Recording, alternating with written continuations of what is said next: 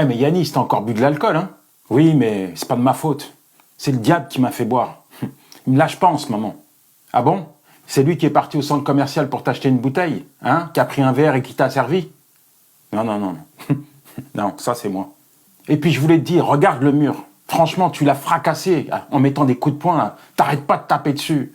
Ouais, bah écoute, t'as qu'à pas m'énerver, c'est de ta faute. Quoi? C'est moi qui t'énerve? Mais t'es tout le temps énervé, hein? Tu cries sur les enfants, tu cries sur moi, tu cries sur tout le monde.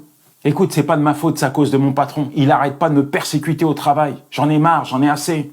C'est lui qu'il faut aller voir. Et puis j'en profite pour te dire, hein, c'est même plus la peine de me dire qu'on va à l'église. C'est terminé l'église, je mets plus les pieds dans une assemblée. Mais pourquoi? Qu'est-ce qui se passe encore?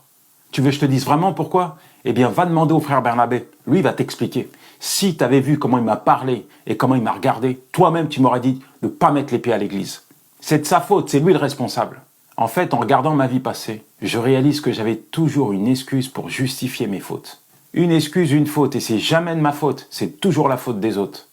Et toi, mon ami, y a-t-il quelque chose que tu fais qui n'est pas bon devant Dieu et pourtant tu continues et à chaque fois que tu te présentes devant lui, tu as toujours une excuse pour justifier ton attitude qui attriste son cœur? Il y a tellement de personnes qui rendent responsables les autres de leur mauvaise attitude ou encore qui justifient cette attitude sur des faits qu'ils ont vécus hier. Certains disent à leur femme « mais je ne pourrai jamais t'aimer, c'est pas de ma faute, j'ai pas reçu d'amour, je ne peux pas donner ce que je n'ai pas reçu ». D'autres diront « je ne peux pas entendre parler de Dieu, je ne veux pas aller à l'église, ce n'est pas de ma faute, je suis né dans une famille athée, c'est mes parents les responsables ». Ou encore « je fume, et alors ?» Hein, mon père fumait 3 paquets de clopes par jour. C'est lui qui m'a offert mon premier paquet de cigarettes. C'est pas de ma faute si je consomme du tabac. C'est de sa faute. Je bois et alors, j'ai été élevé comme ça. Ce n'est pas de ma faute. Dans ma famille, tout le monde boit. Enfin, tu l'auras compris, mon ami.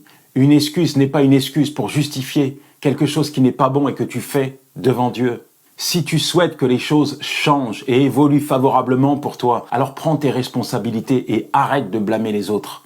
Certes, il y a des choses que tu as vécues hier qui ont eu des conséquences dans ta vie. Certes, il y a des gens qui peut-être ont une mauvaise influence sur toi. Mais aujourd'hui, tu dois prendre ta responsabilité devant Dieu. Approche-toi de lui, demande-lui pardon. Reconnais ton tort, dis-lui, c'est de ma faute, j'ai péché contre toi. Et d'ailleurs, la Bible dit, si nous prétendons être sans péché, nous nous trompons nous-mêmes et nous ne sommes pas dans la vérité. Mais si nous confessons nos péchés, nous pouvons avoir confiance en Dieu, car il est juste. Il pardonnera nos péchés et nous purifiera de tout mal. 1 Jean 8, verset 9. Un bon conseil, mon ami. Oublie les autres, prends tes responsabilités et applique la parole de Dieu dans ta vie. Et ça, c'est ce que Dieu veut que tu fasses maintenant.